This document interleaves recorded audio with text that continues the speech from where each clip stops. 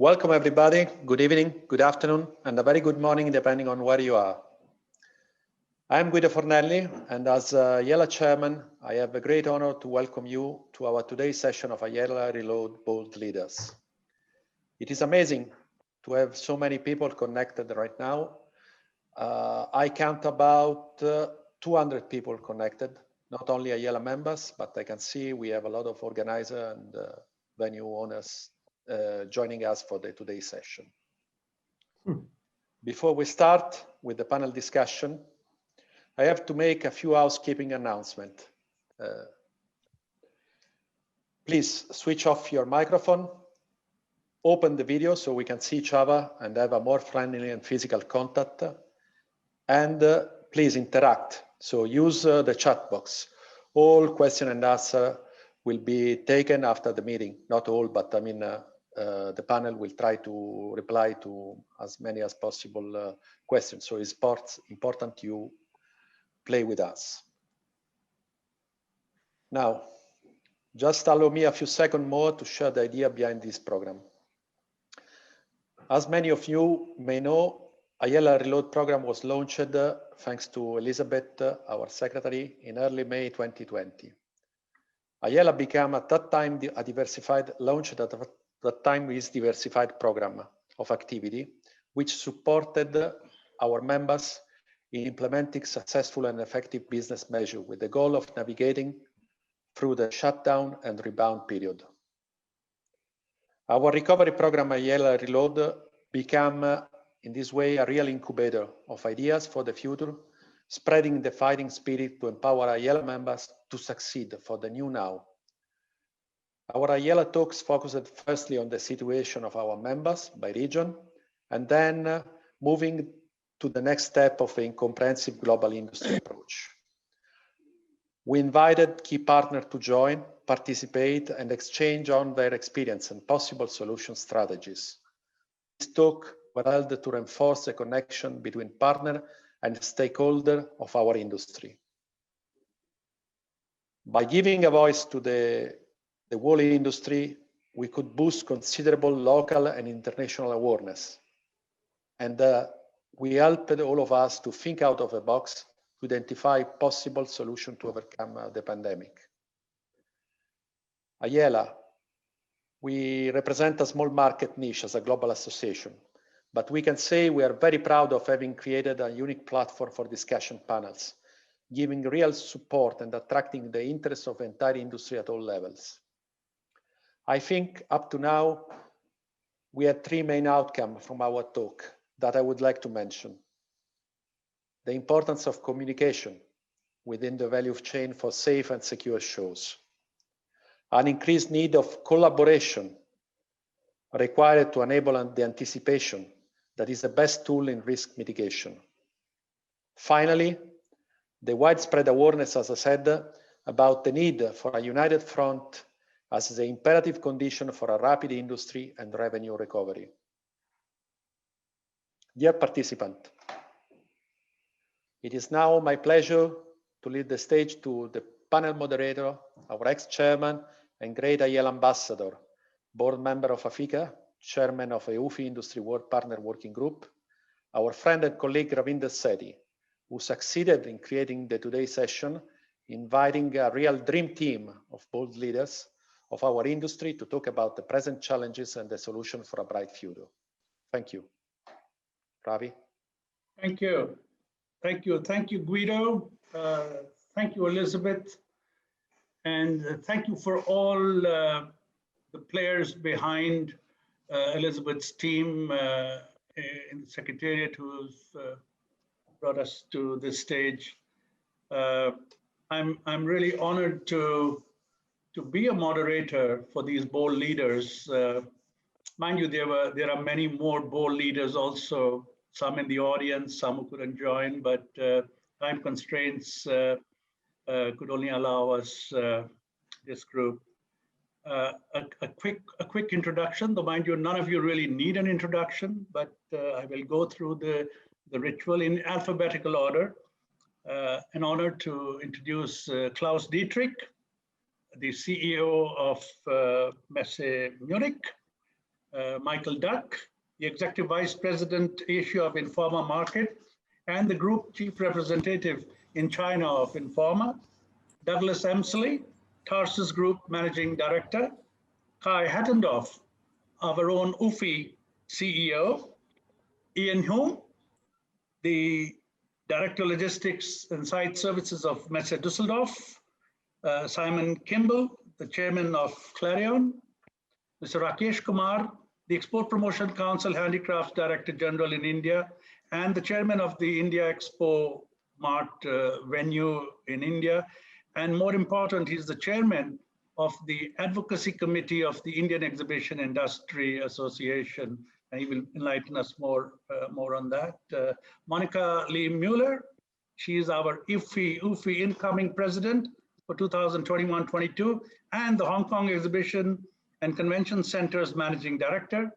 Dennis Staker, the Cologne Messe Senior Vice President International, and Anbu Varathan. Anbu, we took your surname Varathan, that's why you are in the end, who is the CEO of the Bangalore International Exhibition Center and the India Machine Tool Association. More important, he is going to be taking over the helms of UFI as its president in a few weeks from now. So, ladies and gentlemen, it's again an honor to have all of you over here. The only thing I can start off with is that we're all living in a roller coaster world. When we started a month ago, this program, we had different agendas for what is going to be happening in Germany or what is going to be happening in the UK. And the whole thought process was different. Look at the way it's changed in just a few weeks. So today we're going to be hearing from all of you to let the audience and the world know as to, in this roller coaster drive in these challenging times, what are your thoughts? What do you think? Where are we going to be heading? Just to give a brief purview of how I'm wishing to take this program, I'm going to ask initially for a global overview from Anbu and Kai with the UFI statistics. And after we do the global overview, then I will follow the geographic curve of recovery, go straight to the Far East and China, who are far ahead of us. And Monica and Michael will give us a lot of insights. I will come back into Europe, get into Germany. Klaus Dietrich, Dennis and Ian will give us a lot of information. Going to the UK, Simon and Douglas, bit of a faster roller coaster maybe than the other parts of the world. And finally, last but not the least, we come into India, which just opened a few days ago. And Rakesh Kumar is going to give us the fast pace of recovery where we are on and how we will move on. So that's the plan, ladies and gentlemen. And I would request my audience to listen in, put in your comments, and time permitting at the end, definitely we're going to try as much interaction. We want to hear from everyone. We'll try and get in as much as we can. Normally these programs are timed at about 1 hour plus. Once this thing is over, after it's over, it would not be considered rude by any one of us. If you have other commitments, if you need to leave, you will not go off my my card list. So with that, let's start. Anbu, I keep talking to you and I say, wow, the first president from India for UFI, and this was about a year ago. And now sometimes I wonder whether, what sort of a position you're in. You're really sitting on a hot seat. And from an UFI perspective, I would ask you to start the session, give us your thoughts on a macro level of where we are and where we are heading. Anbu. Thank you, Ravi. Can you see my slides? Yes. Okay, very good. Ravi, thanks once again, and to thank IELA and Elizabeth for organizing the entire thing, and of course Guido, the chairman of IELA. I'm happy to be here as always. Let me also extend a warm welcome to all my fellow panelists and all the participants. I would try and bring in an overview of our industry, the way we see it today. This will be a macro picture in just about 8 minutes or so. And following that, I'm sure Kai would bring in a lot of specifics. In a normal year, our industry, we organize almost 32,000 shows globally, taking different markets into account and different countries into account. But we know that in all our activities, we are completely grounded this year. I'm not going into those issues. But what is remarkable is after we started seeing reopening in most markets, I think the activities, there is a momentum, there is a positive momentum, there is a positive tone. And I understand already a few hundred shows have happened, though many of the shows may be just domestic or regional or smaller in size. That's a remarkable resilience that we see in our industry. That's, in my view, is the most important thing.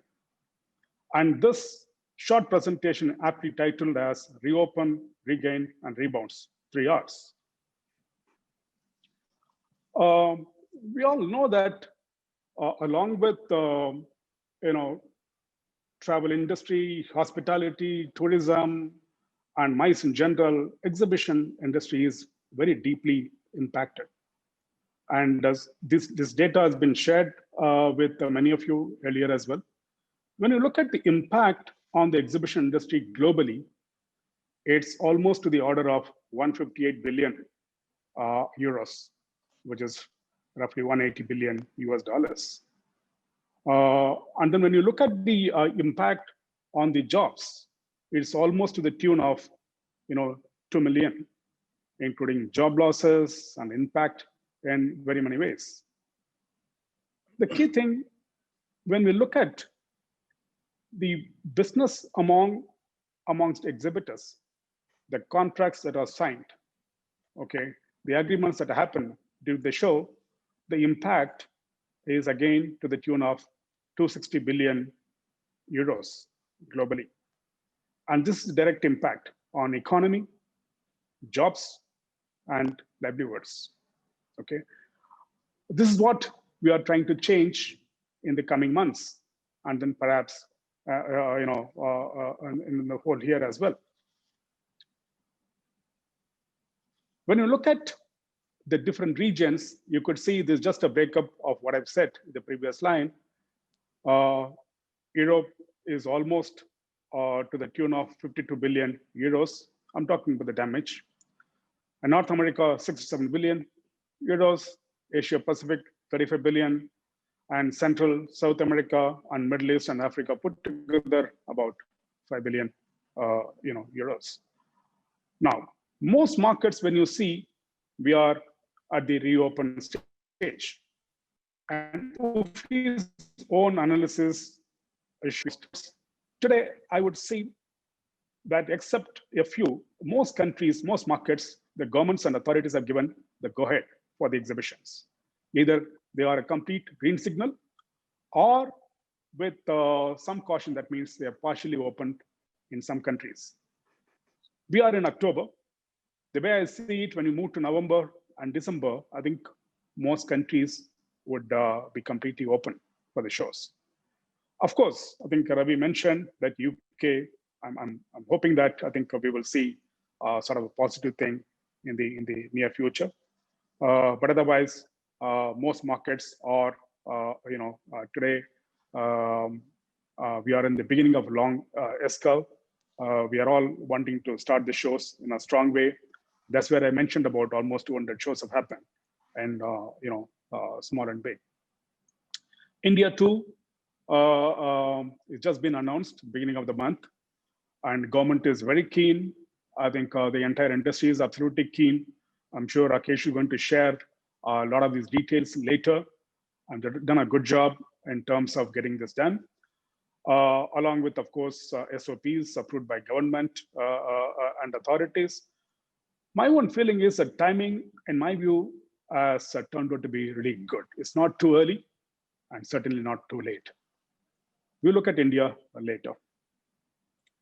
Now, the next stage is, this is very important.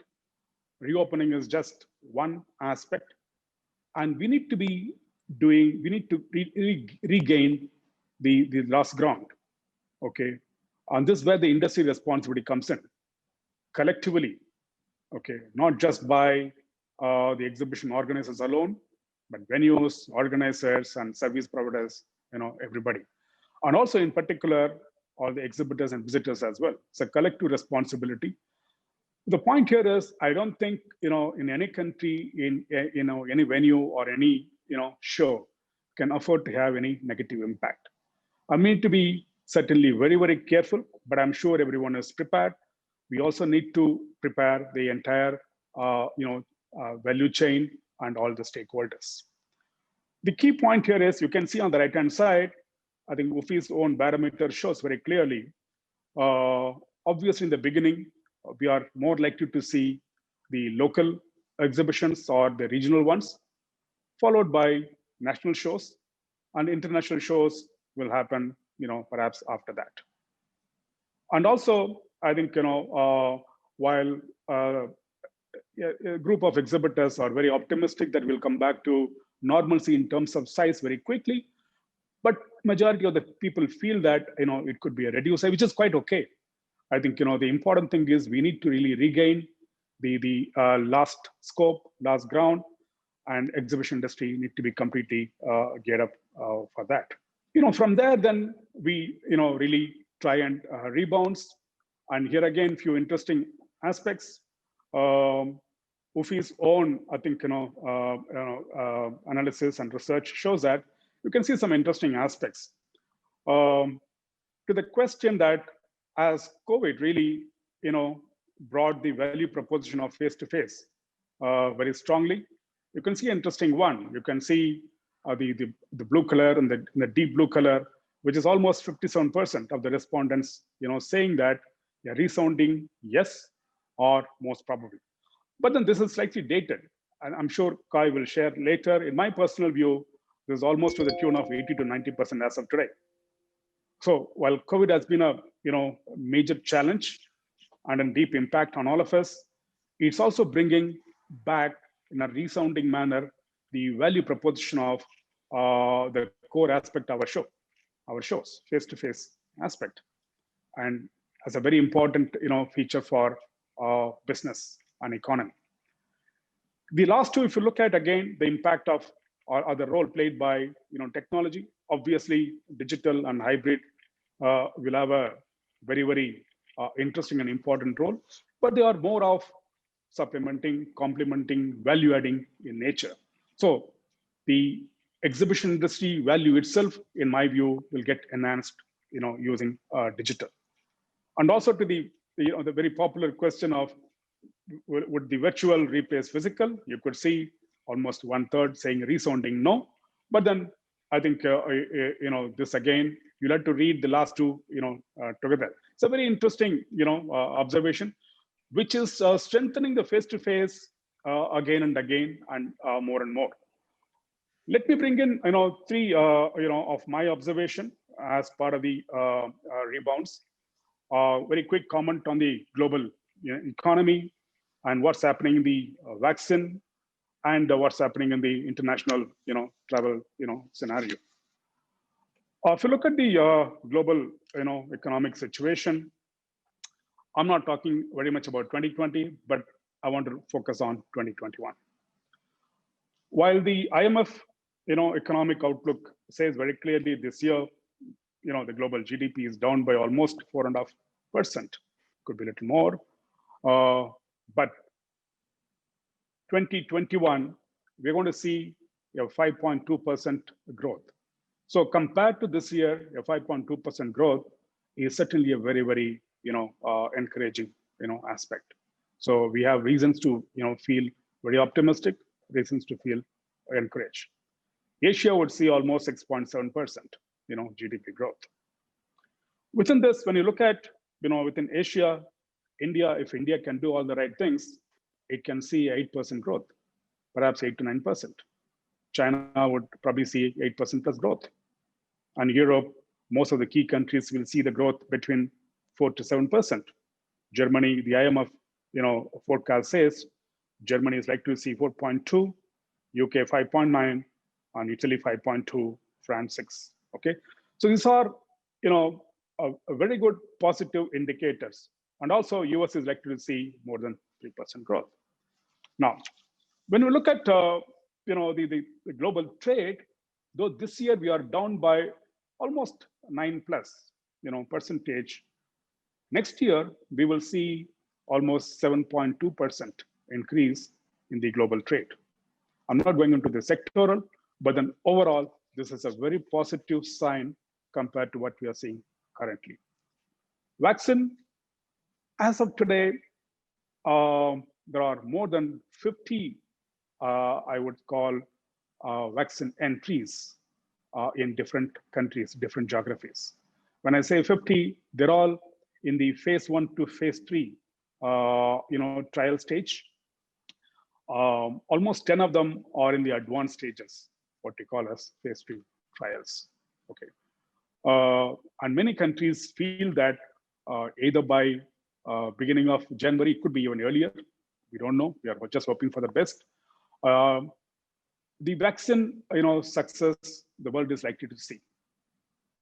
It might take a few months for, mass production, distribution, administration, etc. So the Q2 of next year can give a very positive result in terms of vaccine playing a role in keeping the COVID in some sort of a control.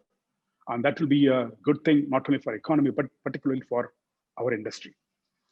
And in terms of travel, almost 220 countries are, watched on a regular basis.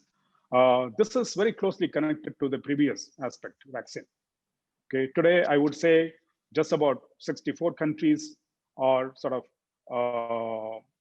with no restrictions. That means no restriction, or perhaps very, just quarantine and then some mild restrictions. Almost 150 countries have complete, restriction or partial restriction, which is not a good scenario. But then in the months to come, I think as we see an improvement on the COVID, scenario and improvement on the vaccine, this would get, relaxed, quite a bit, because nobody wants this. Even the governments don't want it. We're all compelled to do this. But I see a major improvement, coming in this, sooner than later. So we have, when you look at, the coming months, especially the beginning of 21 and then the later quarters, I think we have lots of, things to cheer about and lots of, things to prepare for. And you would find a lot of information on the UFI website. Please, you're most welcome to use it. Ravi, these are my initial comments. Thanks. And I hope we added some value. Thanks very much. Fantastic. Appreciate it, Anbu. What I like is your 3 A's. You're being very clear that you've set the pace for the rest of the afternoon: reopen, regain, rebounds. And each one of you are going to be talking about that in different contexts. And you've also set the pace for the timeframes, the growth, trade, vaccine, travel. I think you've set the pace of time frame. It's all 21, right? I'm not talking about the Far East, China, but you guys are ahead. But other than that, good. This is what I'm seeing hearing from you. I'm going to ask Kai to give us some more specifics from the surveys which have gone out to set the pace at the micro level. What are we seeing, Kai? Well, thank you, Ravinder, and good morning, good day, good evening. I've been flipping through the list of people. Great to see so many familiar faces. Good to reconnect. Just to hammer home this, we open, regain, and rebound. I have the same cover slide because it really is the kind of three items we have to deal with as an industry. I will, however, zoom in and for once not be the bearer of economic damage, but today I want to be the bearer of good news. And so you are the first ones to hear the results of this research that we released last night. The research we did together with Explory and supported by CISO, where we went to the customers of our industry. Now, Anbu, one of the slides you shared was the perspective of us as an industry, how we believe face-to-face is basically confirming its importance through this pandemic. Here is what our customers think. Many months in, where people have experienced live events and live discussions like this one, very few actually think this screen-to-screen is better than the real deal, the face-to-face. And it's equally on the side of the exhibitors and the visitors. They unanimously share this belief that face-to-face drives their business, and the biggest impact for their business are the cancellations of the shows, as they told us in this study. I will make up some time for the other speakers, so I won't linger too long on the data and just leave you with them as kind of impressions.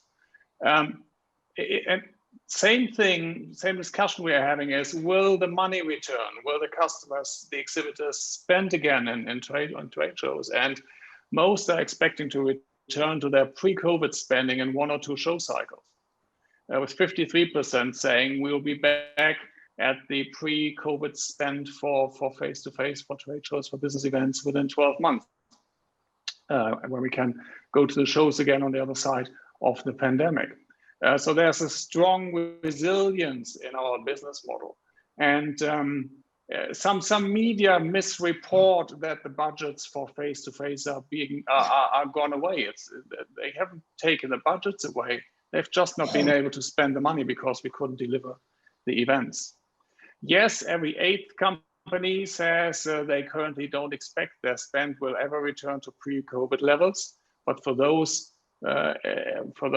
8th company there, we'll find another company that will endorse face-to-face going forward.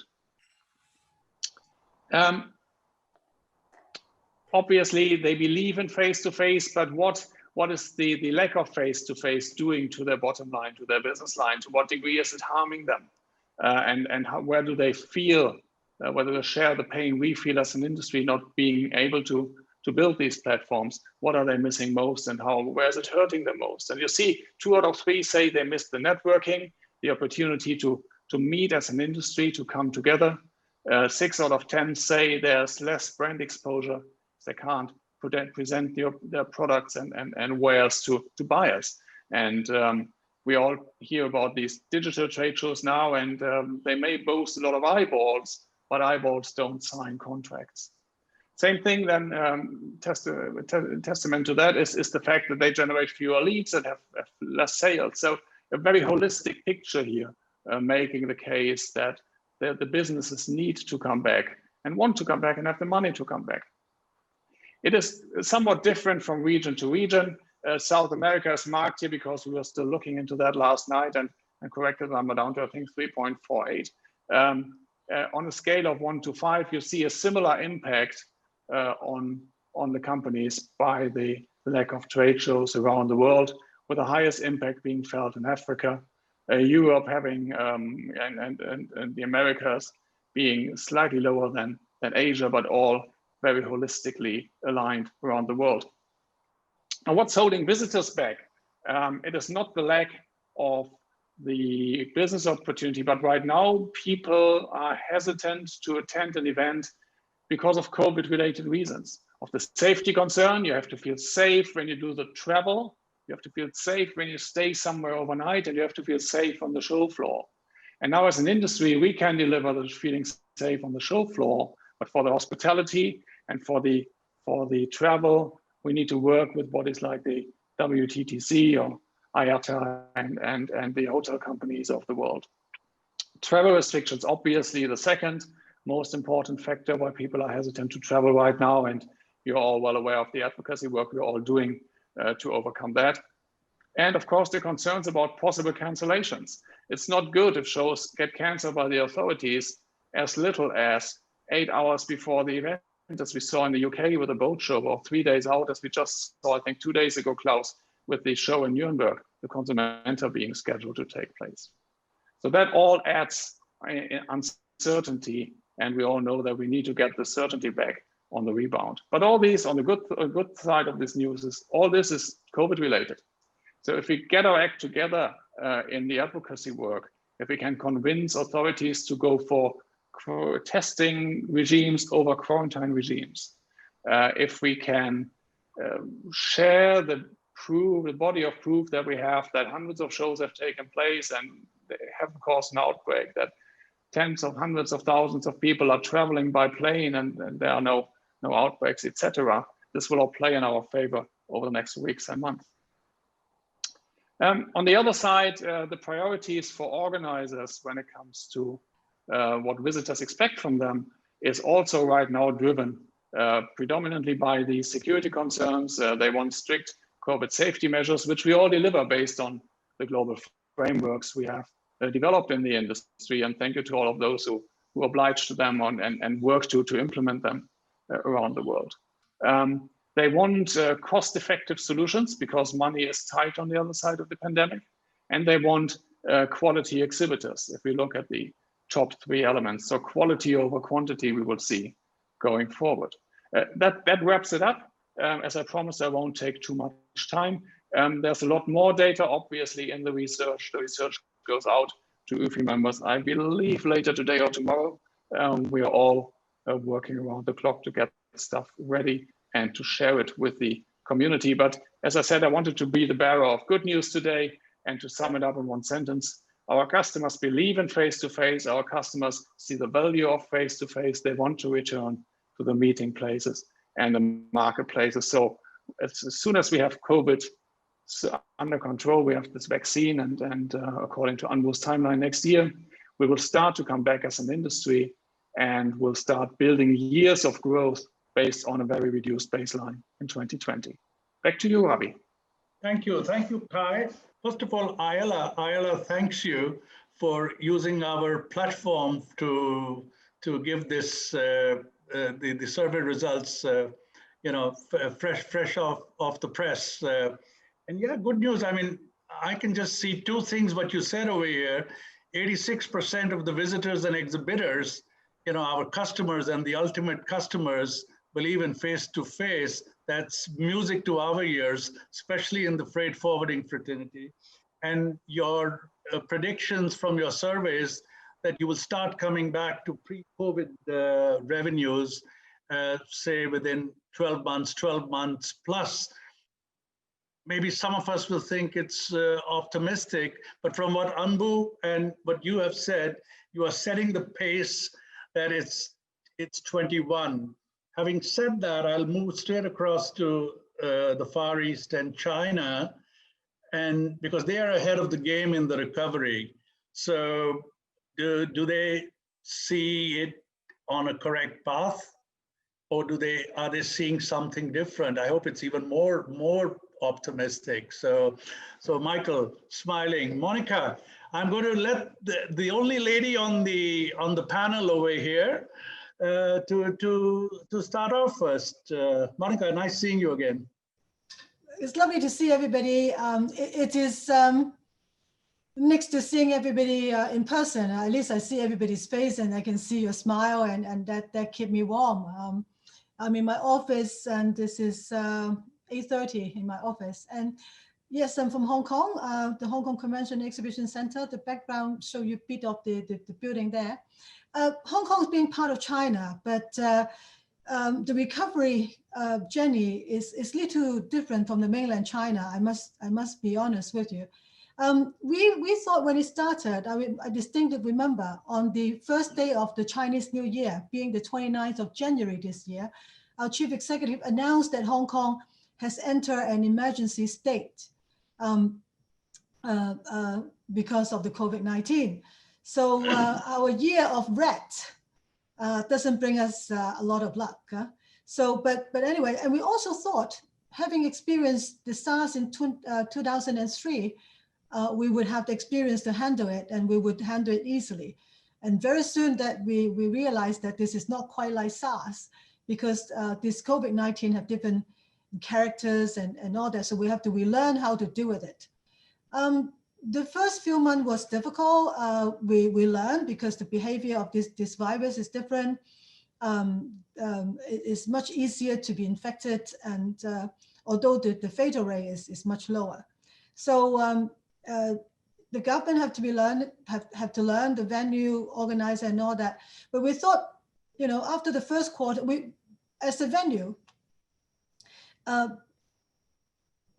being vigilant and being resilient is a must. And we do all these hygienes and venue hygiene, food hygienes, access control, testing body temperatures and crowd control and you know, social distancing and all that. But we were not able to host any event because of the situation. And just for the record, the Hong Kong Convention and Exhibition Center has never been closed. We've been open every day. Some of our restaurants are open. We come to work every day. So we were not closed. It just organizer decided not to host the event, you know, for the obvious reasons.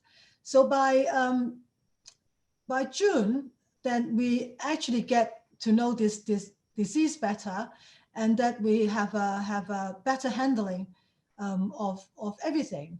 So the infectious rate getting down, and we also realized that the fatal rate is very low. Only in Hong Kong, at least in Hong Kong, only the elderly and patients who has underlying sickness or you know, serious illness that you know, they lost their life. But otherwise, most people recover in Hong Kong. So people getting relaxed, and by June we were pretty good. A lot of measure has been lifted, and then we were working with the government. I think what we learned in this situation is that, as the chairman said, communication is the key.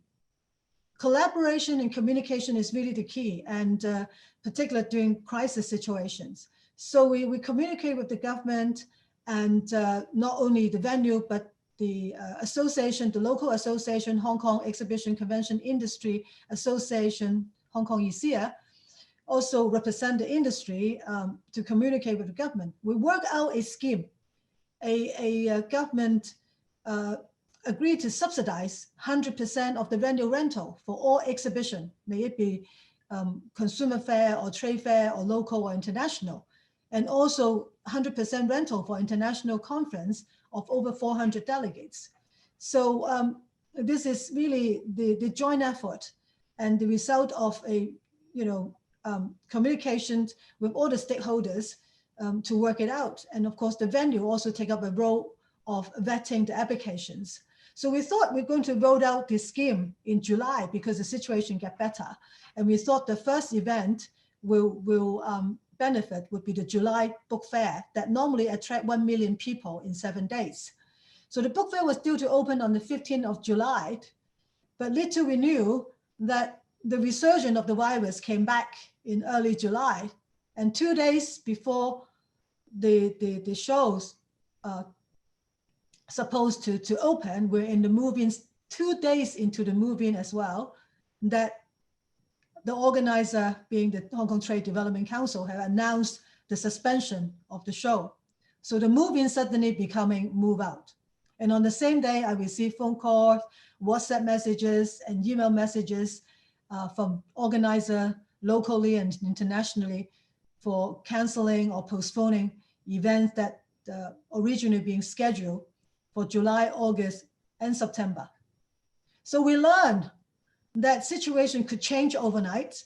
All your planning could go out of the door if you don't have contingents, and all your budgeting, you can forget about it. And we're going back to square one. So also the government subsidy scheme was suspended then because there was no show to be held in July. So we suspend the scheme.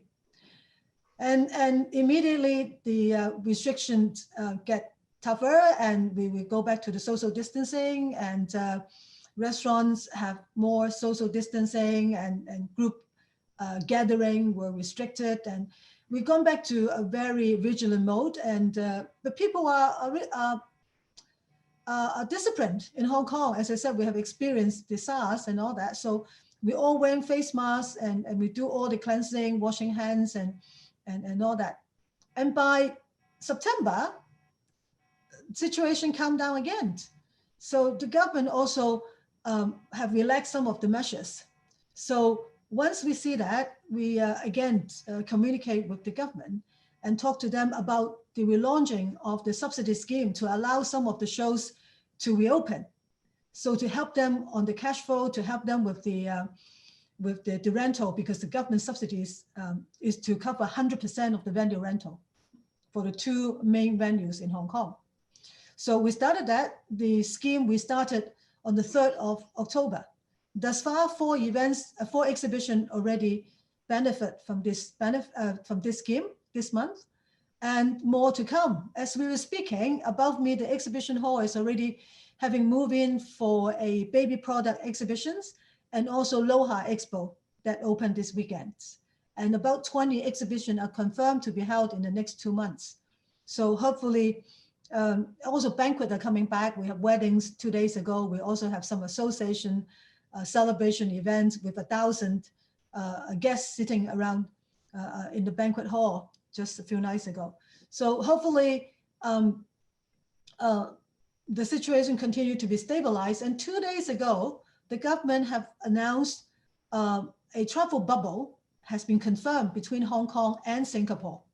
So that means for residents of Singapore and Hong Kong, they can commute between these two cities without quarantine. But of course, they have to present a pre-test result within 72 hours before they land on the other city. So we were looking forward to more travel bubble to start with different countries that have this more stable situation.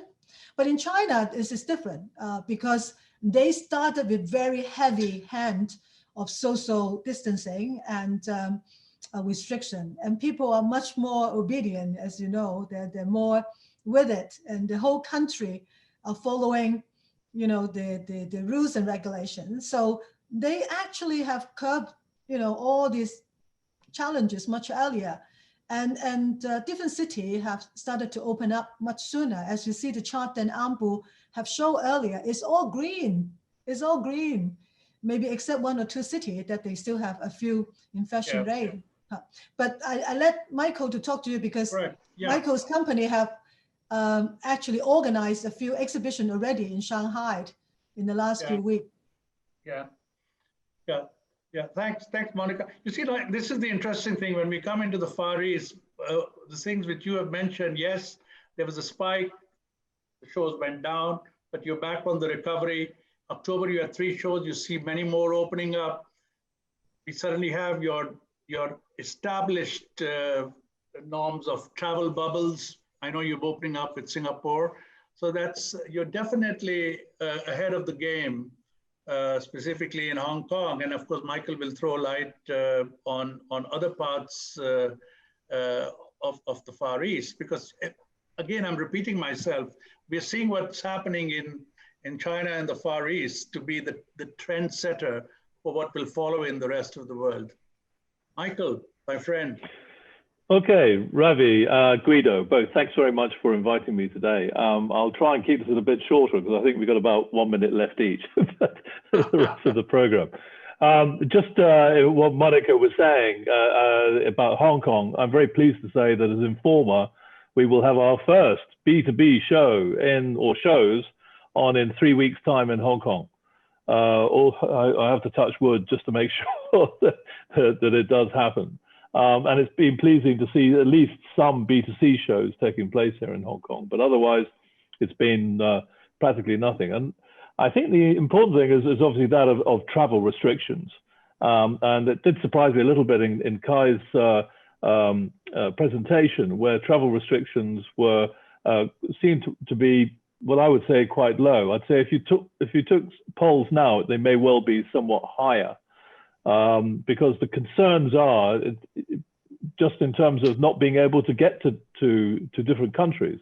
And as Monica said, there's an agreement that's been made between Singapore and Hong Kong, but it actually isn't in the process, it isn't actually happening yet, and may not for several weeks. In fact, the only travel bubble flight that I know of in the whole region was between New Zealand and Australia. And those were people who were Australians who were going back to Australia and who had all the travel documents and vaccinations or tests and etc. But in the region here, it is very difficult still to travel between countries. If I want to go to Shenzhen, just across the border from here in Hong Kong, I have to do 2 weeks of quarantine before I'm let out to go and see a show or an office in Shenzhen. And then when I come back to Hong Kong, I have to do another 2 weeks of quarantine just to go across the border here. So this is a critical issue. The positive side, the good things are that in China, we have actually been putting on shows now for over 3 months. Yeah. Now, one of those shows, these are full-blown exhibitions, but they are for the domestic market and domestic exhibitors with domestic visitors. There are some internationals of international companies that have offices in China, and some of the trade offices of the consulates and embassies, the people there work in them. But some of the people on the call here, like Doug and Klaus, etc., have had shows also in China. So I'm really pleased that Shanghai, Guangzhou, Shenzhen, Chengdu, all have been having shows over the past months. But we've got to now have China with other countries get into agreements on travel without quarantine. So this is where the key issue has to take place. Similarly, Japan has shows predominantly in Osaka and Kyoto and Yokohama, with some shows in Tokyo Big Sight, not due to any issues, as you may well recall in our last meeting, to do with COVID, but just purely because the exhibition center was being made into a broadcasting center for the Tokyo Olympics. So the Tokyo Olympics didn't happen. So all of the equipment is still there waiting for next year's. So we will have to see how that works as well next year. Korea has been in and out. And so it's had some shows that it stopped, and it's just started again last week with a show in Busan. So hopefully we will start to see some more shows, but again, domestic.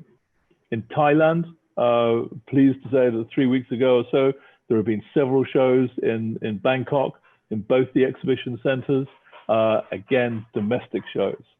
But of course, in Thailand at the moment, it's not just in terms of COVID as the issue, it's in terms of concerns about political situation and demonstrations that are there, which of course we in Hong Kong knew a lot about from last year. The issues in Hong Kong are quite different from those of last year. And then Singapore itself have worked very hard in terms of looking at how to make things work in terms of travel bubbles and working on safety and security and hygiene, and as to how many people can meet in the conference. But actually, no exhibitions have taken place yet.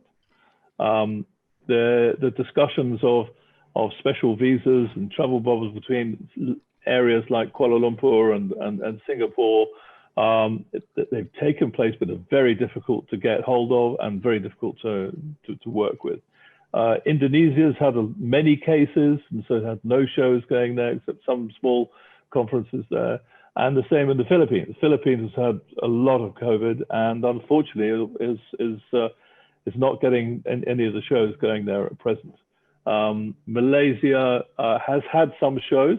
I'm pleased to say that they've got some small ones which are starting to come back, but again, domestic. So the key is open up travel, make sure that we have no more quarantine coming through, and have confidence that we've got to live with this in somewhat, but also, as we'll come on to, I'm sure, vaccination and making sure that you have lots of testing either before you get on an aircraft or after you get on the aircraft. I'll talk about India, but I know you've got lots of people here to talk about India. No, but go ahead. 1 minute on India. Come on. Everybody wants it to work. At 60,000 Yes. cases today, or 50,000 cases, we see it coming down. To most people, it sounds an extraordinary number, but actually, out of a population of 1.4 billion, it's quite small. And the country needs, as much as every other country globally, cash flow to come through into businesses. We need to really make this work.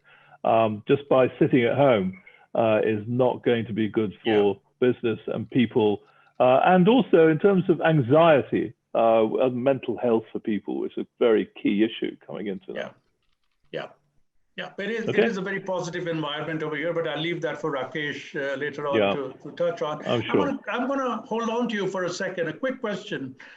Kai came out with the figures that, the survey that the pre-COVID revenues coming back in 12 months plus, in most parts of the world. Do you think it's a figure for the Far East, China, which is? I think China will continue to grow with the domestic elements. If we could start to get some internationals, that will be good as well. I think I'm really hopeful for Hong Kong because it has a fantastic position, because our numbers, as Monica said, are so low. We've had 4,000 cases since January and 140 fatalities, mainly older people since the beginning of the year. It's completely different to the rest of the region. So Hong Kong has a good story and really should be in a place in which to make things work. As a financial center, it's still doing very well, with sort of the largest IPOs in history going on at the moment.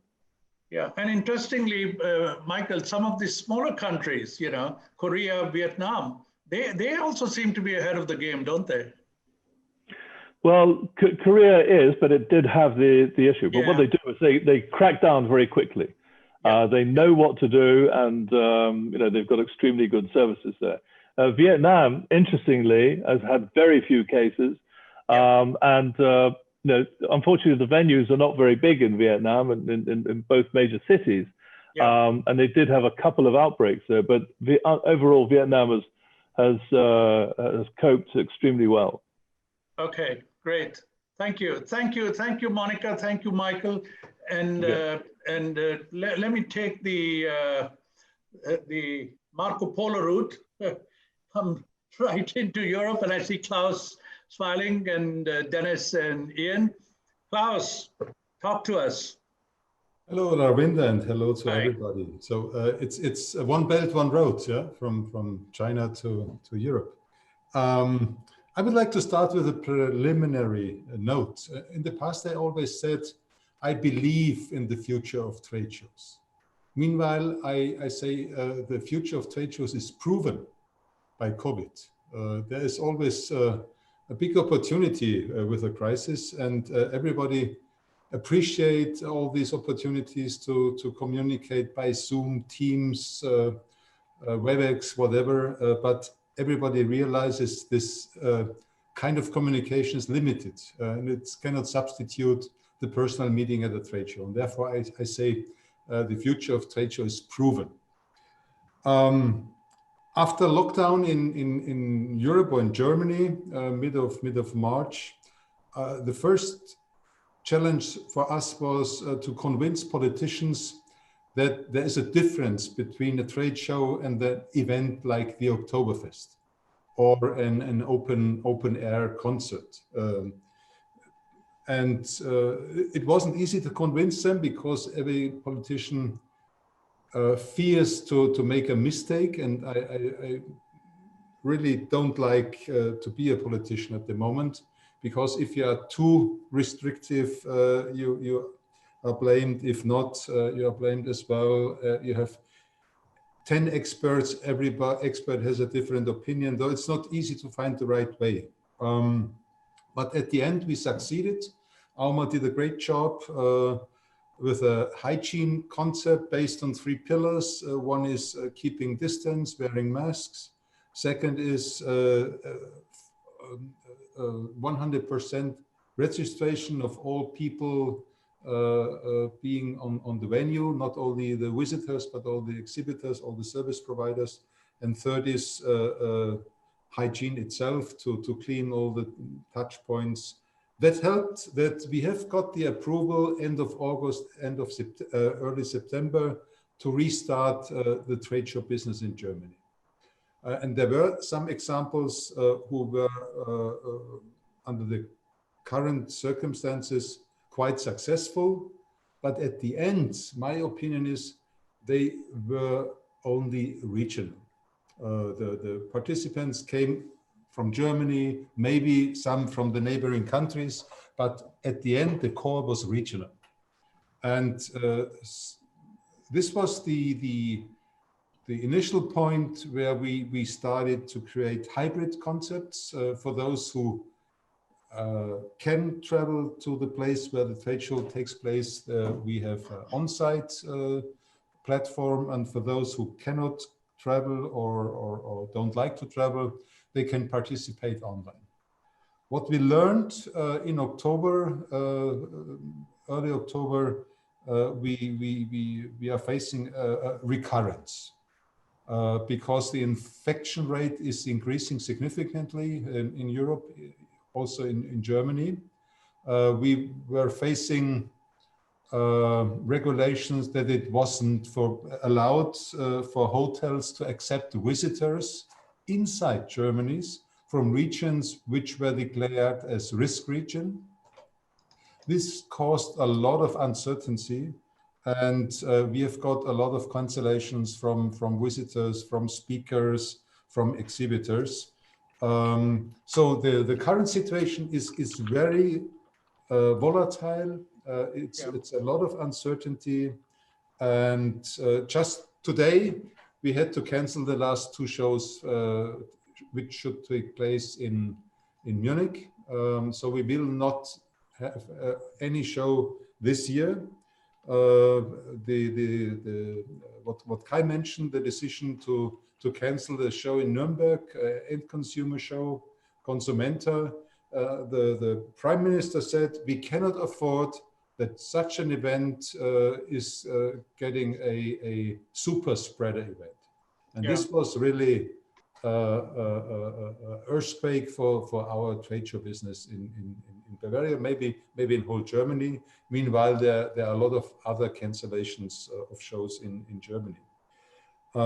We have already canceled the first 2 shows in 21, in January, and I'm really have a lot of concerns about the first half of 21.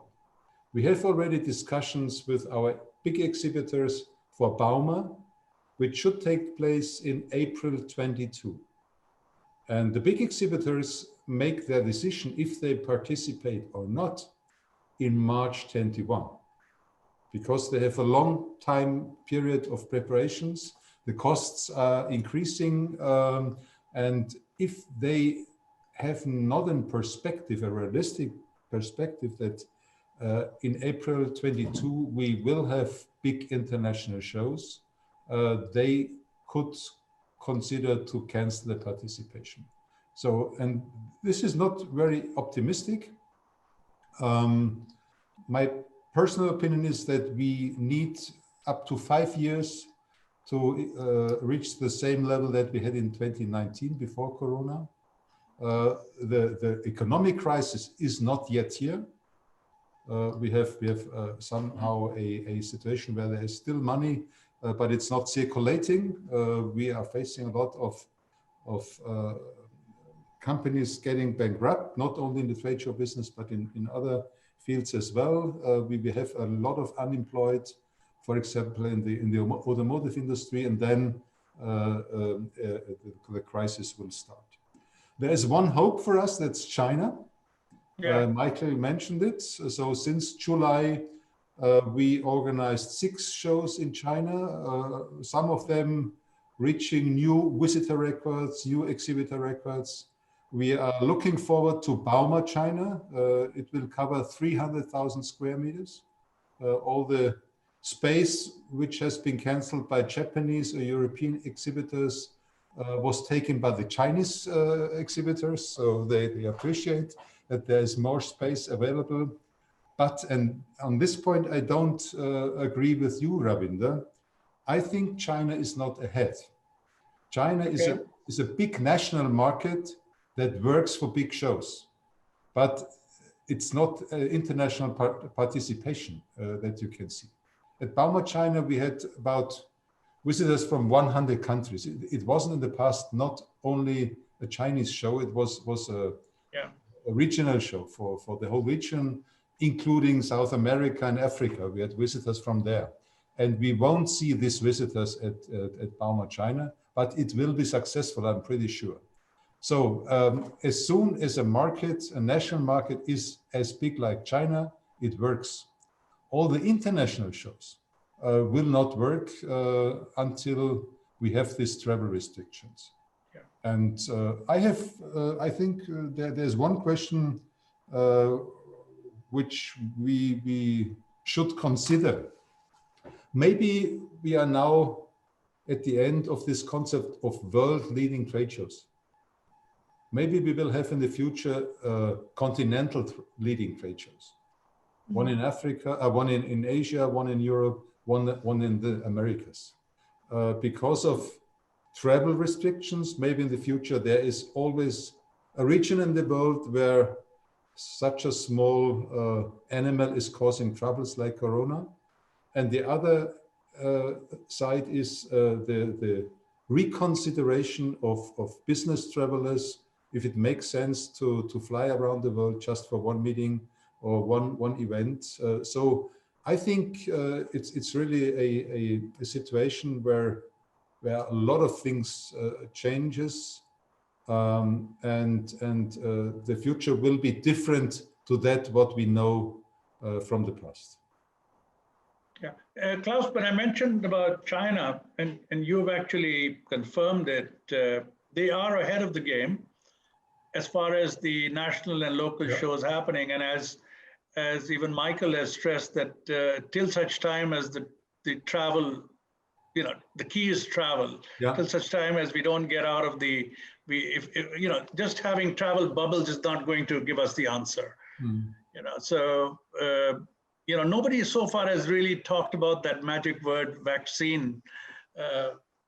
It might just change the game 6 months from now, but we will keep that to the side.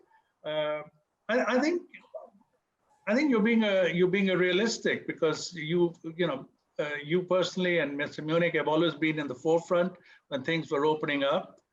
But the roller coaster is such that maybe a month from now we don't know what we'll be talking. We all might be smiling and we are opening up our shows again. I'll go into your other colleagues from Germany. Till a couple of months ago, caravan was a household word. When Düsseldorf had the event, and then I'll come to Dennis as well as to what Cologne has been doing. But Klaus, thank you. Good insight, but realistic. Ian. I'd like to get back to you on our Back to Business program. I hope it's starting. I hope you can see that, Ravinder? Yep, can. Okay, thanks. First of all, greetings from Wolfram Diener. He can't be here today. He's got a couple of very busy meetings coming up about our future shows as well. We have a consequent Back to Business program. We know we've got to drag ourselves out of this situation. There's not many people going to start doing that for us. We had a very successful caravan show. What is successful nowadays, it only had 50% of the exhibitors, 70% of the space. We actually had new exhibitors, also from the UK, and some exhibitors who said, well, if one of the big ones isn't there, I'll take double the space. So there are some opportunities there, obviously, if shows are running. We had 40% of the visitors, 107,000 visitors turned up for Caravan Salon. That's only 40% of the last show. We have very big weekends or very well visited weekends. And of course, we had a restriction of 20,000 visitors a day. But I think what the show proved is that big shows are possible. And it was a good start. We had about 600 additional personnel operating or on site, working, doing cleaning, etc. And Corona guides or hygiene guides, as we call them. A lot of people are there. But we've restarted as well as other people have a global regional, as I call it. That's exactly the trend. Why to China? Or we've just had the All in Print China actually as well. But in July, the CIOSH ran with 1,000 exhibitors. Why to China about the same. They're both down from about 1,600 exhibiting companies. And that's sort of purely national or sometimes a regional exhibition. So we're losing the international exhibitors at the moment. The visitors aren't down that much, and I think that's very positive. We're down from about 40,000 visitors via Tube to 36,000. That means we're getting the visitors in, we're getting the business for the exhibitors, and I think that's going to be a pull in the world. And a lot of exhibitors did make an effort to get there, despite the fact that there are vast travel restrictions, etc.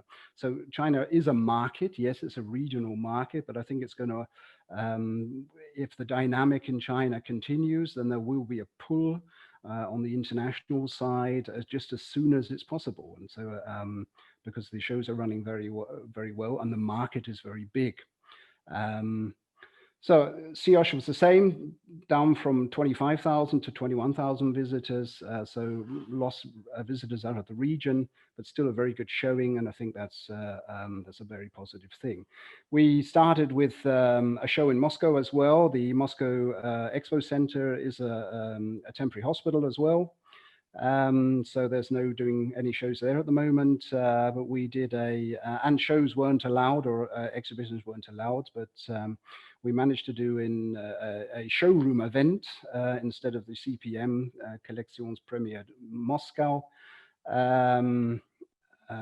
in September with 4,000 participants. This didn't have any visitors because it wasn't an exhibition. But that's quite good. I think you have to be inventive at the moment. I think, and that was a very good local decision by our subsidiary company there to try something out, basically, with some success. What our Back to Business program is based on building confidence or rebuilding confidence in exhibitions. It's an extensive, and we've talked about a number of these points already, extensive protection system. We call it protection, to convince customers it is safe to be at exhibitions. I think that's the basic point. I don't think we've ever talked as much to our customers as in the last 6 months. I think that's a major point. And we're getting very good feedback. And I think as soon as possible, I think that what we're hearing is, I think the conditions are very difficult. I think every company in the world has been concentrating a bit on itself for the last months. And I believe that now we're in the next phase where people are now saying, okay, I've stabilized my business, but I've got to develop. And that is something that this new phase is important, and we're going to have to stay on our customers. All over the world, it's the same. Continual lobbying. I think we've done that particularly well in Germany. As such, the difference between football shows, concerts, and exhibitions is clear. But the local politicians or federal authorities, they have the last say. And we have some surprises as well, probably in store. But I think it's a continual job, and we're going to have to work on that still. I think the branch is working very well together. All the associations, be it UFI, ALMA, IELA, FAMAB, or other associations, I think sharing knowledge to get everyone back on route is an important thing. And basically the last point, the most important point, doing exhibitions, every exhibition we're 2 or 3 steps further down the road. That's the only way to get ourselves back on track. Right. Virtual and hybrid exhibitions, they only have one aim, basically. We believe in the physical exhibition. So secure the position of the trade show, basically. Hybrid, of course, if someone can't attend, and hybrid would be good. But we are securing the trade shows as a central communication and information platform, which it always was. Short outlook 2021, you asked, you're getting it. First half of 2021 will remain difficult. That's our best guess. International mobility, we heard it before, is a key. Pickup volume will take a substantial time over 2021 and past 2021 to get back at a full volume. But we believe the international shows are still a going asset. We're seeing and we believe that exhibitors will find a way to access their important markets through proxy, local resources, etc. That's what we're hearing from our regional offices, etc. And each exhibition remains an individual entity. That means you can't, just because you do one show doesn't mean the next one that looks similar is the same. They're all different structures. A medical show, you think a medical show must run in these times. We had to put it off here. We went virtual here with the medical fair Asia is going virtual. Other shows we have to find solutions for. The wine show has such a density. We've extended the running time from 3 to 5 days to get the people in. So each show needs an individual solution, and it's a lot of hard work in front of us, but I think we're going to get there. And that's all from me. Thank you. Thank you. Ian, great. Just as all eyes were on Caravan Salon, I think all eyes are going to be on Interpark and Drupa also. So we are keeping our fingers crossed on that. So thank you. And so as I said, all eyes immediately on Interpark and Drupa, and we keep our fingers crossed. Before I come to Dennis, I really must compliment all you gentlemen, Klaus and Gerald and Wolfram. You took all the messes, in fact, Frankfurt, Nuremberg, the whole lot of them. You brought 2 things which the rest of the world had to convince their governments of. And I think, if I'm not mistaken, Germany was perhaps the first country, and then it got into the EU, that exhibitions are organized gathering. And we never used to think about these things.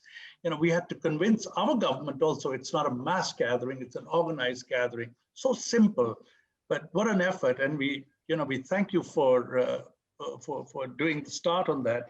And the other thing, what you did very recently, and which is tremendous, is that you made visiting exhibitions in Germany or outside an essential travel. Hats off. I think Italy has already picked it up now, Guido, and I think other European Union countries are also picking it up. So this, I see it as a revolutionary change for times to come. At least we are being recognized. Some great goods are coming out of this darkness. Dennis, you guys are doing an amazing, doing safe exhibitions, and you've started off not just in Germany, but again, like with Klaus and Ian, in China and other parts of the world. You've got some things planned for India also. So enlighten us, Dennis. Thank you, Ravinder, and good afternoon, good evening to everybody. Maybe someone is there from the more Western world, also good morning to everybody. Thank you for having me, and also very good regards from Gerald Böse, who is really regretting that he's not able to join us and you here in the call, but I think that's not a big problem in the end, because I can also report a couple of things. Maybe to give you some coordinates first, our last physical event that we did was actually not in Cologne, not in Germany, but in Sao Paulo. And our first physical event that we did, again, since COVID, so to say, or with COVID, was taking place in Guangzhou in China in July. And also then we had another second show already done in Thailand, in Bangkok, the ThaiFex Anuga Asia. In Germany, it's in fact, the virus or the pandemic hit us very hard, as everybody else, I guess, in the middle of February. So since then, we did not see any physical event in our venue, which is, yeah, we did not organize and own. We did, I think we had 2 guest events in the meantime, smaller ones, which were also very well received by the markets. And we are going to have the first show physically in our venue next month. It's the Art Cologne, our art show, which is, I think, comparable in a way in terms of structure of visitors to Caravan Salon. So we are very keen and committed to do this, and we are very positive that it will take place. For the international events, we are now going to have, we are also very committed to start our portfolio as it should start, as it was scheduled since years, with the IMM Cologne, the furniture show, the international one. Of course, our shows, and this is what Klaus Dittrich said earlier, the shows, of course, will not look like they looked in before Corona, before the pandemic. But I also believe, like Klaus Dittrich, that this is really, I think this is the future of our business, at least in the middle run, short to middle run, that we have to adopt to. At the same time, we also have some experiences in the digital world. So we have replaced 3 events that should have been taking place physical in the pure digital way. But of course, pardon? Sorry. Yeah, and but which was also a great experience. But on the other hand, we also saw this. These were the shows of Gamescom, D-Mexico, digital marketing, and the IDEM, the dental show in Singapore. And what we recognize is that, of course, these industries are very much have a high affinity to digital solutions, to digital networks and everything. So it was very easy to get them crowded as a crowd on our platforms. But at the same time, they were saying definitely that they would look forward to a physical event next year again. And this was not able to replace a real physical gathering, which is a very good thing. Saying this, I think you said a lot of important things, Ravinder, just before it was my turn, because one thing that we really did right from the start, and thanks to Auma and I think all the German messes that were working together there to convince the government, was that we can really that we really could convince everybody from the political side, and also I think a lot of peers, friends and families, that trade fairs are definitely not a party, are not a festival, are not another event of having fun, football game or whatever, but it's a professional gathering, which is a complete difference. It's like you go professionally to your supermarket or whatever you do to facilitate business. So that was obviously in the end, we are a little bit smarter because we understood only afterwards that that was only the first step, and that was obviously the easier one. Because the second one is, and I think also the figures of Kai that were presented in the beginning also show that it's our time to regain trust. So if we talk about reopen, regain, and rebound, we definitely have to regain trust at the moment, because the concerns about safety measures, the concerns about possible cancellations in the market are the ones that leave exhibitors as well as visitors staying away from our exhibitions most probably. So this is why we as Kölnmesse now, right now we have for about 6 weeks, we have what we call Be Safe for Business Village. That means we have built up a full sample exhibition in one of our exhibition hall. It's almost fully occupied, and it's occupied under real conditions. Like we have built a couple of stand construction solutions that are, so to say, Corona solid and have a lot of safety. And this shows a lot of options, how they can build their stands, how they can create, design their booth. Also show all the safety measures that we are doing and that we have introduced as Kölnmesse, like starting from wearing masks, of course, But we also have, for example, for the logistics, this is a very interesting thing. We have an e-slot management where everybody from entire Europe can just, if you come by truck, reloading, uploading or something, or even if you are a VIP and you have a certain parking lot, you can really just give this into your handheld, into the app, and then you are led directly to your place at the right time. And as a logistics truck, for example, for upbuilding or down building, you will then have the opportunity to get a slot directly into the hall, and that is all managed digitally with a AI, artificial intelligence system behind it. So we make things a lot easier so that nobody stays in front of the doors, even from the logistics and from the stand constructor people and everything, so that we do not have infection potential as much as, or as less as possible. So these things, that is what we are showing. And one thing that is very important and gives a good link from you, Ravinder, regarding the essential travel. What only from our own people know, just a few before we had this village, is that we receive right now, we have a group of from 9 countries in Europe in our hall while we are speaking. Really, these are our representatives from all over Europe who are allowed to travel from the countries where they are allowed to travel as an essential travel, where we had the opportunity to give these invitations and the proof to the borders, and they are all here to exactly witness that it's possible. They are all coming here to hotels in Cologne, and we are now preparing also a video to really show everybody from exhibitor and visitor side what is possible right today, even though the measures from the government are very hard.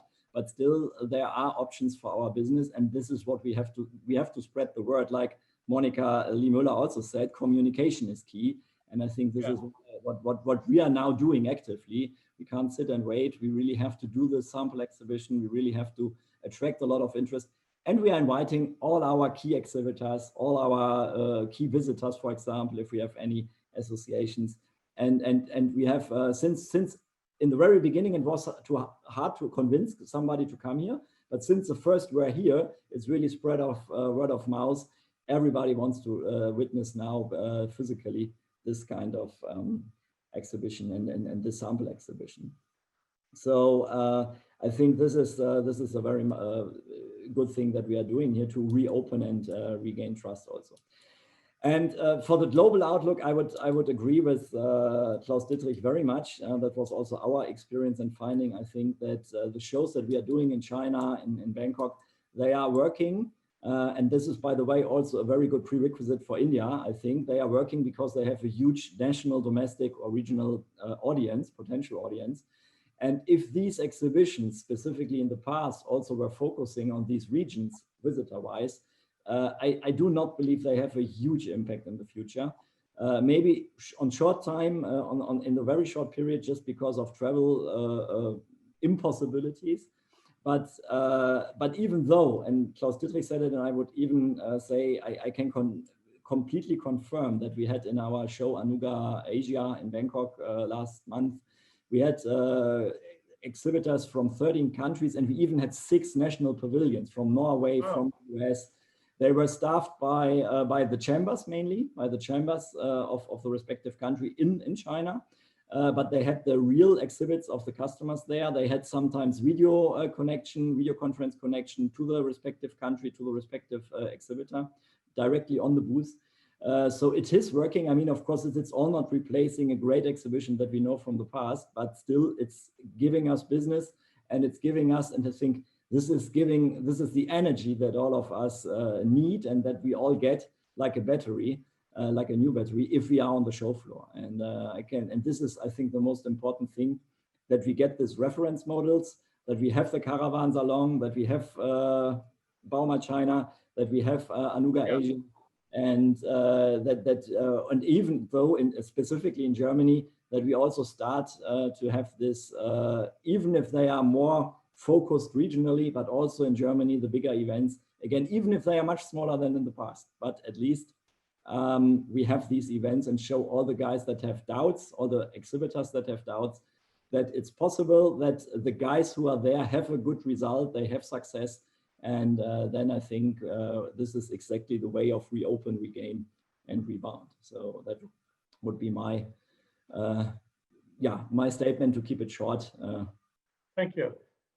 Thank you, Dennis. I mean, as you've said, you know, we're going through a curve, a cautious approach, you know, the positives and the negatives, and we're trying to maintain that balance. So when we talk about essential travel, I'm going to do an essential travel and just cross the channel and give Douglas an opportunity to tell us what's happening so dramatically in the UK. Thanks, Ravinder.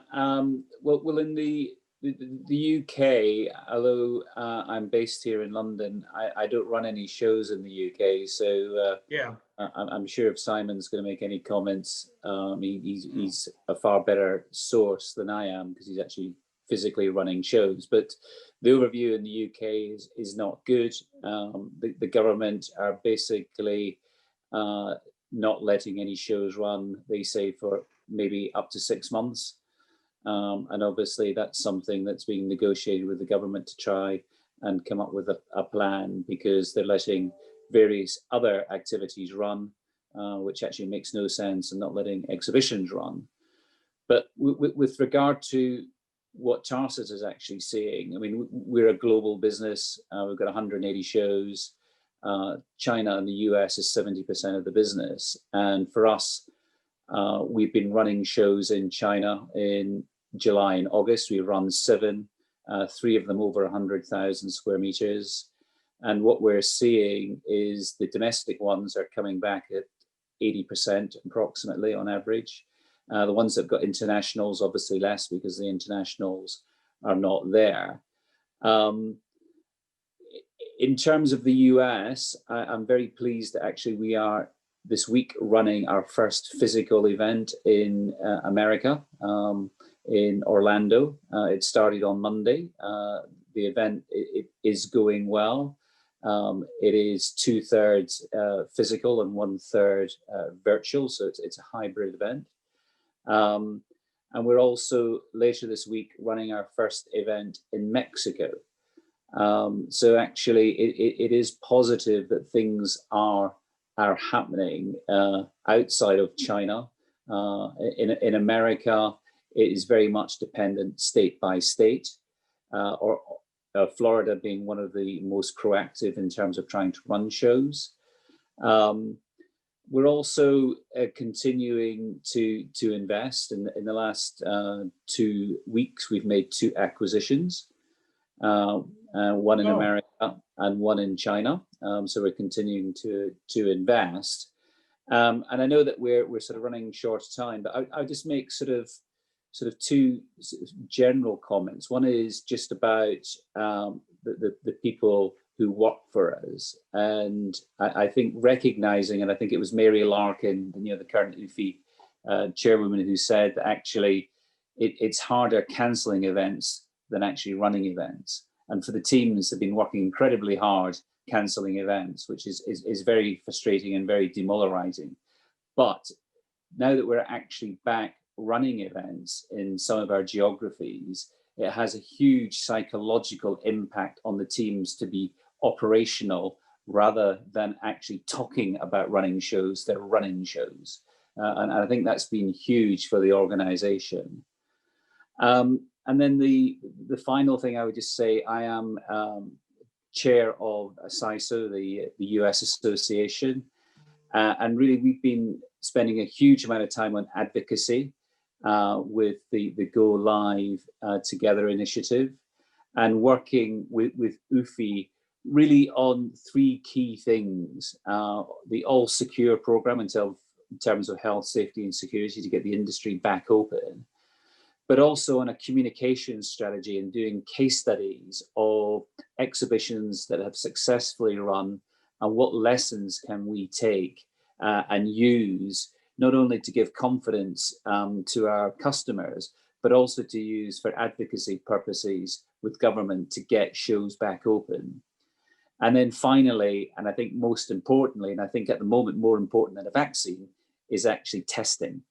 And we've got a joint initiative going with UFI to try and get testing so that actually by the first quarter of next year, we can create safe spaces for our customers. And that confidence that people are going to be safe, I think will get us going during 21. So I'm more confident than my German friends who have spoken earlier about the return of the industry. I actually think that testing will give us confidence and that we will begin to see some sort of sensible resumption in the latter part of next year. Right. Thank you. Thank you, Douglas. You know, the few words, two words I'll pick up over here. Testing, of course. And I know that in the US, CISO is very, very strongly advocating it. And I've had a chat with David Audrin on that. That is very, very critical. But I love the word you used, acquisitions. You made 2 acquisitions.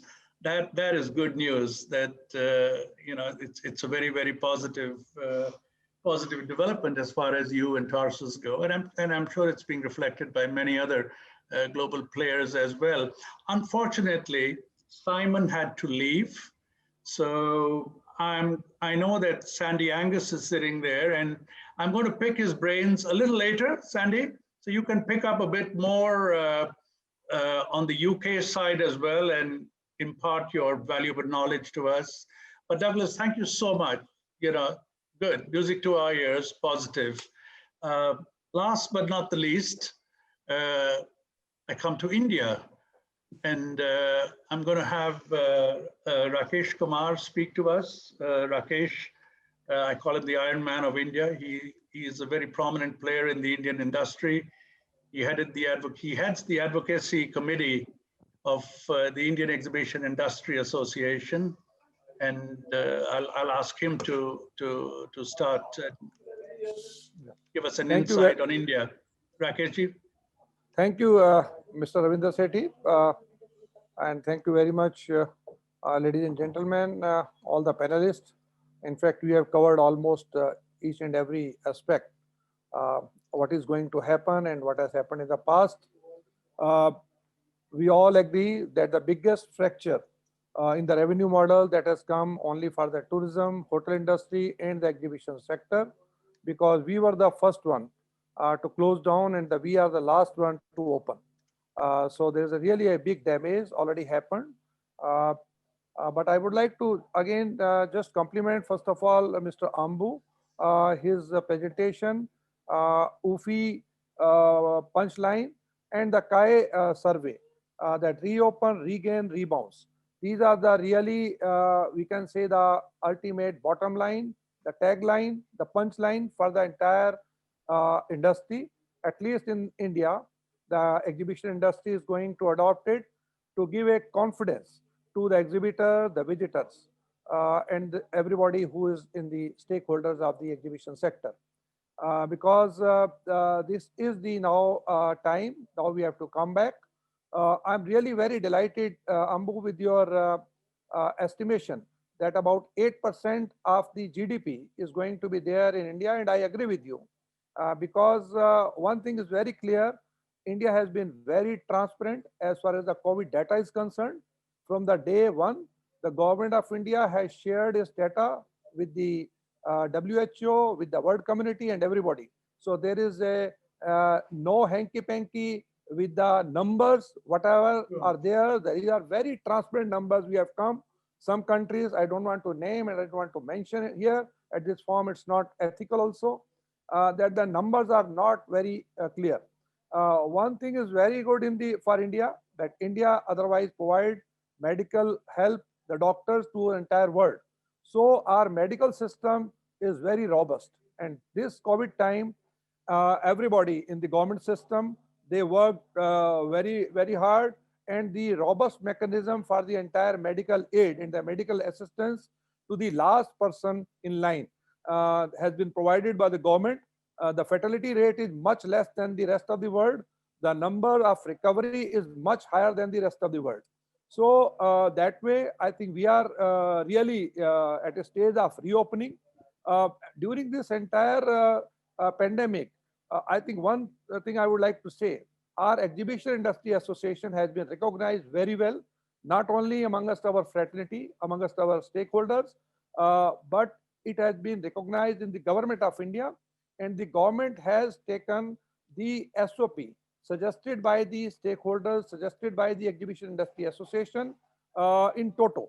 So it has been just here and there vetted by the Health Department and the Department of the Home Affairs in India, because they are the relevant department. So the Commerce Department, which is the responsible department for this, they have accepted our SOP, because the SOP is so detailed, so well covered, so well prepared, that it covers 5 main verticals. It covers the venue owner's responsibility. It covers the very specifically mention about the exhibition organizer responsibility, logistic player, service provider responsibility, the responsibility of the all the service providers, then the visitors, and also the exhibition participant, that is in the exhibitors. So exhibitors and visitors have also been very thoroughly covered in that.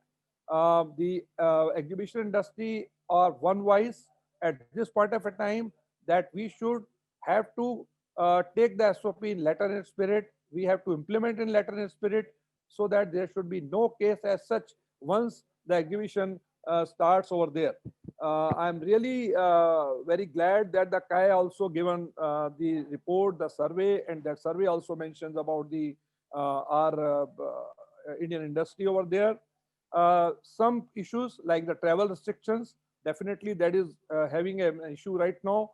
But we have already been given signal that by the middle of the November, that means our Deepavali season, which is our festive season here, that is going to be open.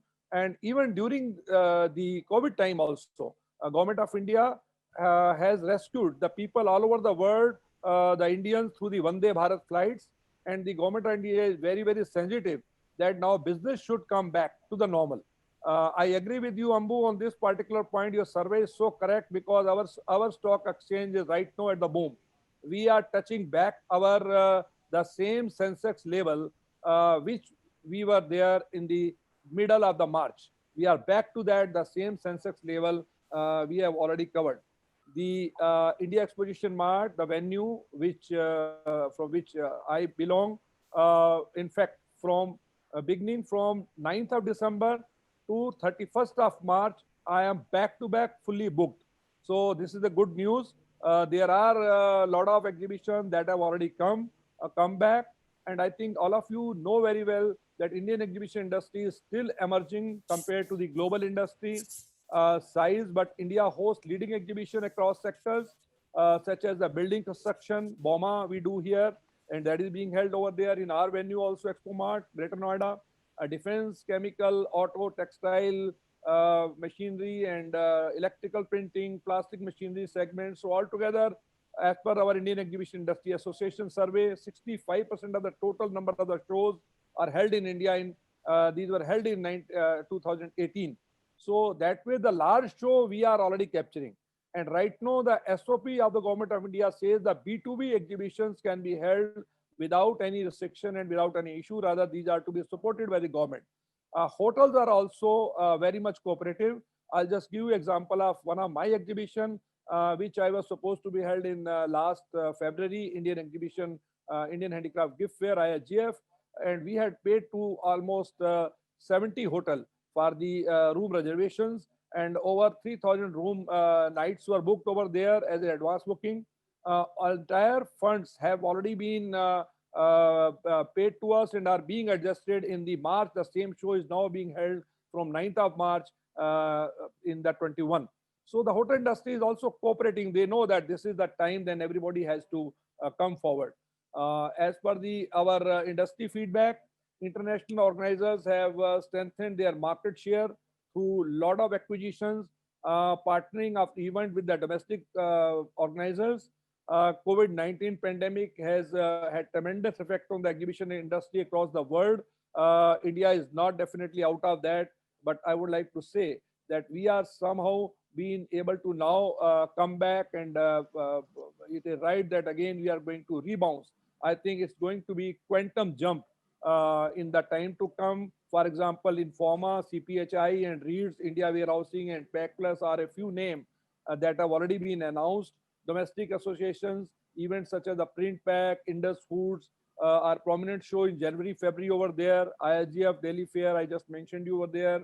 I am also happy to inform you the concerted effort made by our advocacy committee, which is the Indian Exhibition Industry Association, had set up. Ravinder Sethi, Bala Subramanian, our president, and the entire team worked on that. And that is the reason today all of us are there, back to the industry, going to be normal to somehow over there. So to sustain the initial 6 months in the post-COVID era, we must communicate, share, involve the local stakeholders for supervision and implementation of the SOP, because the bottom line, what I personally feel, is the confidence of the exhibitor and the visitor.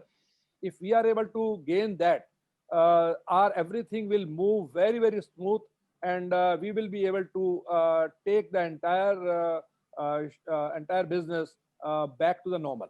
So these are just a few lines I wanted to mention you, and I think Ravinder very well said. You take it forward. Thank you. Thank you very much. That says a lot. I know we discussed about what is this going to do to our industry. Also, some points which you had mentioned earlier. You want to briefly tell us, just very briefly in a few minutes, what you had in mind? During this time, we have tried to upgrade ourselves in all respect. The technology part, even most of us also started the virtual shows.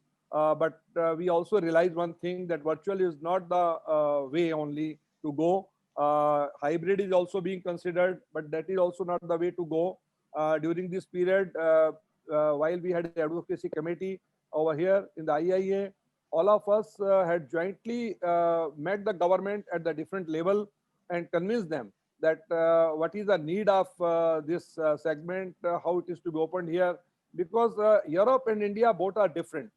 Europe is already gateway of exhibitions over there, and already every city is involved in the messe and exhibition.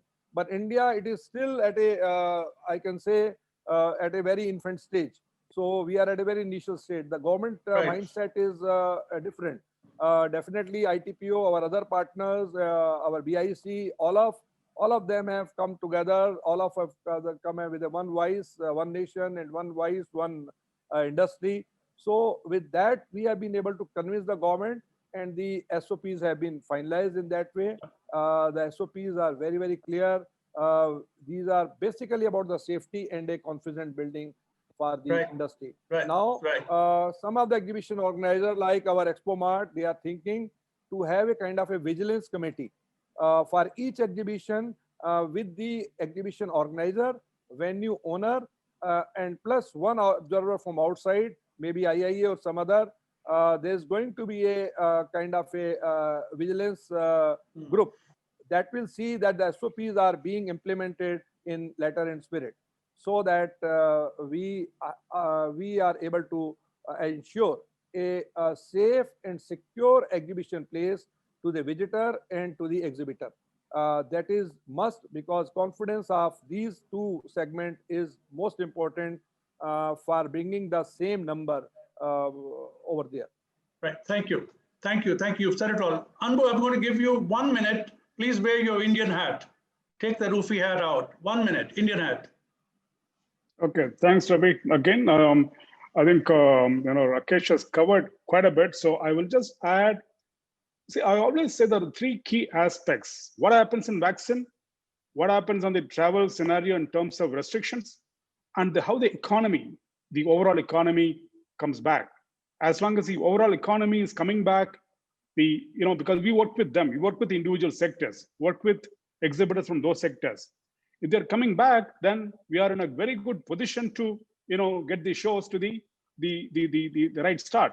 Now, I'll throw some information on what's happening in India. We happen to speak to very many sectors.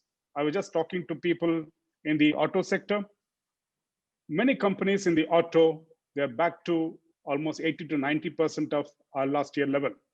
That's a good news.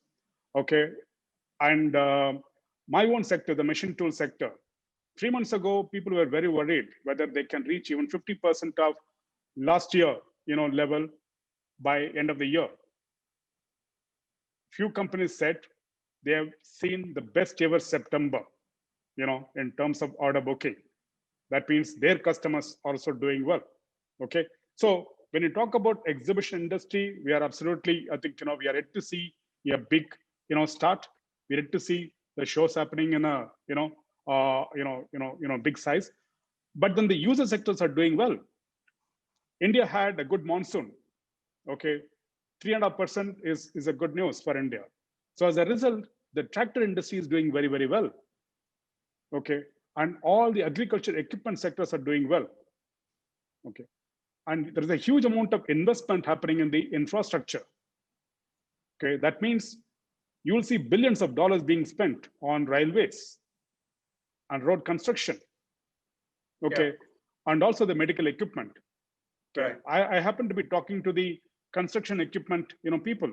All this, whatever I'm saying, I think many of you may be doing shows in that segment. Construction equipment people see a double-digit growth for the next 10 years, including the current year. So I just want to end here. These are all, good signs that's happening. So in economy, a lot of sectors have started doing well. Okay, we just need to have the COVID in control, vaccine to be in position, travel, regulation need to be streamlined, to be brought to the enabling level. Then we will hopefully see, as many of you said, second half of next year, probably be a very good, cheerful, area. That's all, Ravinder. Thanks. Yeah, in many ways, though you've spoken about India, I think you've spoken on behalf of everybody over here in the conclusion, because this does apply to everyone. Now, there have been some who have come to me separately. They would like to make some comments. And Sandy Angus wanted to say a few words. And Sandy, if you could talk a bit more about the UK maybe, and the wise man, Sandy Angus, tell us. I wish, Ravinder. The UK was due to open, as you may know, on the 1st of October, and the current spike put pay to that. And not only did we get postponed, but we got postponed for a 6-month period. So essentially, nothing is expected to happen in the UK really until the second quarter of 2021. And that's had a massive impact on us as a business. The UK industry is largely privately owned. There are probably 10 or 20% at most, which are government or local authority owned businesses in the exhibition industry. So it means that the risk levels in the UK are much higher than they are elsewhere. And that one is having to take risks on venues, and organizers have to decide whether they can afford to commit to venues going forward. We have now cancelled everything that we have through to the end of March, and I think everything at Excel in London is cancelled through to March, although there could be 1 or 2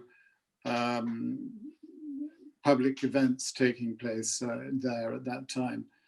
But the fact remains that the second quarter is very much up for grabs now, and whether we can make shows work in May and June. And one of the real issues that I think globally is that the rescheduling of shows is having a massive impact on what is happening around the world. I mean, we're waiting to see what Interpack decides to do, because that will affect all our packaging shows in Africa. And I think that's true of all the big shows, the Drupas. Those reschedulings do have an ongoing impact, which I don't know that everybody understands the effects of. But it does make it really very difficult to plan forward, because we've rescheduled one show only to find that a major international event is plonked directly onto our new dates, which means that we're going to have to go to a third level of rescheduling that event. And I think that's really going to be the biggest issue.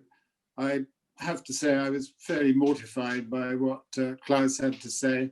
As a private industry, private business, there is a limit to how long we can survive. We're 125 years old this year, and we've survived wars and pandemics before. But if this is going to go for another year or more, then we would have to completely reorganize our business in a way which would make it unidentifiable from what it is right now. But I remain an optimist. I think Anbu is absolutely right. I don't believe that as a global economy, we can afford to carry on like this. We've got to learn to live with this. We've got to do testing. We've got to be able to travel with confidence by taking tests before we get on airplanes. And I see now that you can travel from the UK to Italy by taking a test, and they will let you in Italy if you've tested negative before you leave.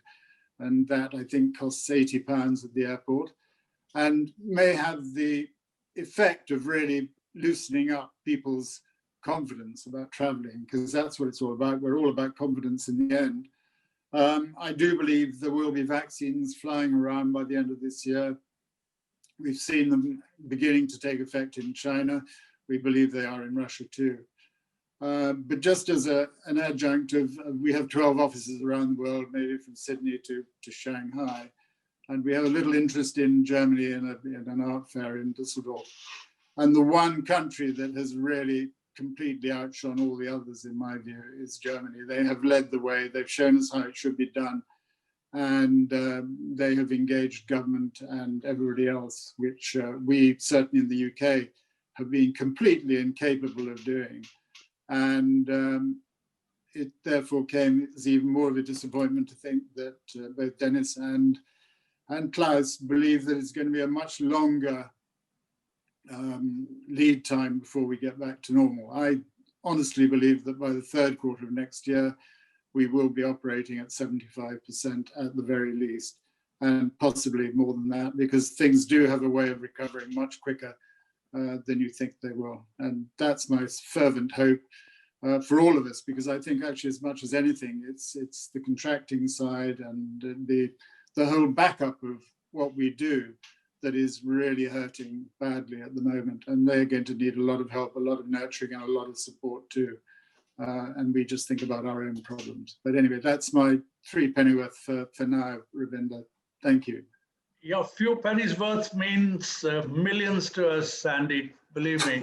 I think between Anbu and you've wrapped it all up. So I really don't need to say anything more. I just want to do one round, 30 seconds. 30 seconds. I would like each one of my panelists to please look into the crystal ball, right? Look into the crystal ball, sorry. What do you see? Michael Dunn. I couldn't put it any better than what Sandy has said there. Testing is, before you get on an aircraft or going into a hall, is so important. And I've heard of some extraordinary ones in the past few days of 5 minutes, it'll give you a result, and also one that will give you one in 1 minute. That's what we need. If we can get to that, terrific. And the people who develop it will be billionaires fairly quickly, I'm sure. Vaccines, I'm a little bit more hesitant on. I'd love to have it, but I heard a epidemiologist talk the other day about saying that he's just found they're now finalized with a vaccine for SARS, which was 17 years ago. So that's a long time ago. So testing first, and then let's hope we get the vaccine as soon as possible. Right, Kai, crystal ball. Okay, 21, first off, is all about vaccine, testing, getting the travel, regulations loosened up and things like that. Second off, we see a lot of opportunities coming up, a lot of things to share. We may feel stronger. Second off, we may feel more efficient, and maybe things may look quite different compared to what it is today. Thank you. Ian? First half year, 2021 will be very difficult. We're going to have to live with this situation maybe longer, even if a vaccine comes. And and work around it. And we're finding big workarounds, and that's the way to go probably for the next 12 months. But second half 2021, that's our aim, to have a certain volume back up. Yeah. Okay. All right. Rakesh Kumar. Rakesh. Yeah. Crystal ball. Yeah. See, physical B2B exhibitions are here to stay. Maybe a few with the hybrid model. The physical exhibition segment is all set to come back in a larger format in the next year. My advice is look for technological expansion to make it more sustainable and profitable. And at the end, what I wish, in fact, that is going to happen, I see India emerging as the next industry power center by the end 2021. Love you very much, Rakesh. I wonder why I said that. Maybe I'm a little bit biased. I don't know. Dennis. Yeah, I would say physical events will recognize a soon revival due to either rapid testing and or vaccine. But of course, they will have a more continental and more national focus, at least for the time being. At the same time, I think these events will offer a couple of new digital services and features, specifically with three major objectives. One is gaining new exhibitors also for the physical events, which might not travel in the first step, but secondly, then enrich also our multinational events again after this crisis is over. Secondly, to increase the reach for the physical exhibitors in the digital world, of course. And last but not least, hopefully never need be, but just to be prepared also for future impacts of pandemics or hopefully never any other incident. Right, thank you very much. I'm going to ask Sandy Angus, our wise man, crystal ball. My crystal ball is that we will be operating by the third quarter of next year. I do think we have all, I hope most of us will manage to survive this, but we need in place a plan which enables us to survive this in the future. And this has to be either industry-backed or government-backed, or some way to provide the cushions which actually would give our exhibitors confidence and give everybody confidence that whatever happens, their commitment to our exhibitions is a safe commitment, and that therefore they can feel confident about making the decisions to support us. Thank you, Sandy. Wow, I really don't know how to wrap it all up. I just can't, to be honest. Each one of you have been amazing. Each one of you, being institutions, have given us so much in this 2 hours. We have stretched ourselves for time, but I think every minute of it, it was worth it. From the freight forwarding fraternity and our association, IELA, I would like to thank all of you for spending time with us. Time is so precious nowadays. Really appreciate it. We call you bold leaders. I just want to say one point. There are many more out there as well. And they come in all forms. Some of them are small players, some of them are silent players. It could be just the guy who's doing the security work. You know, everyone is part of the ecosystem. We have many, many board leaders, but for those board leaders who are here, thank you. Thank you very, very much for being here with us. Let me hand it over to my dear chairman, Signora Presidente, Guido. Thank you, Ravi. Yes, thank you. It's Elizabeth time. Oh, okay. Okay, so thank you very much. Our next step is looking ahead. So this is our next session co-hosted with IFES. And looking ahead, it's in terms of how we can work now for a speed and rapid recovery, what we need to do now in order to prepare ourselves. And it will be all about new solutions and harmonization and of standards globally, what we need to do in order just to, let's say, boost a rapid recovery, new formats and tools, and how can we simplify and adapt in the venue chain, delivering a much better customer experience. So this is, we will be welcoming two organizers, Rowena Arts from the association perspective, and the younger generation of show organizers with Melanie Ignatiak with Real Exhibitions. We will have the service providers. We will have Justin Hobbs with incoming IFES president, and he is from Scandi Space South Africa. We will have Andrea Harrison with ESA sharing with us the UK perspective. We will have Mike Lord, the safety expert, and we will have Lynn Taylor with the venue perspective.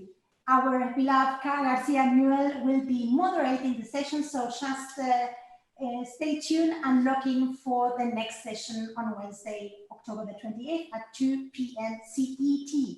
So thank you everybody for having joined this really amazing session, and count Ole IELA in this, particularly in this important period. So together we are strong, okay? So thank you so much and see you next week. Bye-bye.